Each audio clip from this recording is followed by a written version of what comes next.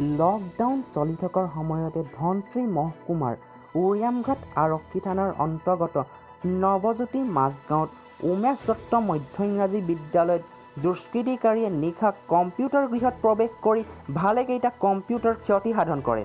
বিদ্যালয় বন্ধ থকাৰ বাবে বিদ্যালয় কৰ্তৃপক্ষই বিষয়টো অৱগত হোৱা নাছিল।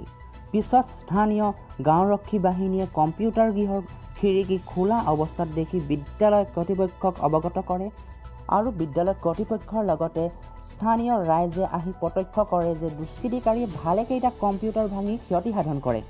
দুষ্কৃতিকাৰী এনে কাৰ্যক লৈ স্থানীয় ৰাইজে তীব্ৰ গৰিহণা দিছে আৰু দুষ্কৃতিকাৰীক শীঘ্ৰে কৰায়ত্ব কৰি দৃষ্টিমূলক শাস্তি প্ৰদান কৰাৰ বাবে আৰক্ষী প্ৰশাসনক দাবী জনাইছে। আমাৰ বিদ্যালয়খন সৰুপথাৰ অন্তৰ্গত উৰিয়ামঘাট অঞ্চলৰ নৱজ্যোতি মাজগাঁৱত অৱস্থিত উমেশ দত্ত মধ্য ইংৰাজী বিদ্যালয়।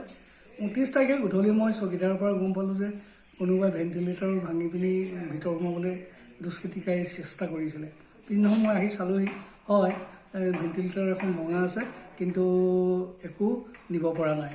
তাৰপিছত আকৌ 1 তাৰিখে মই গধূলি গম পালোঁ মানে কি বোলে নাই কম্পিউটাৰো তেনেকৈ বেয়া কৰি থৈছে।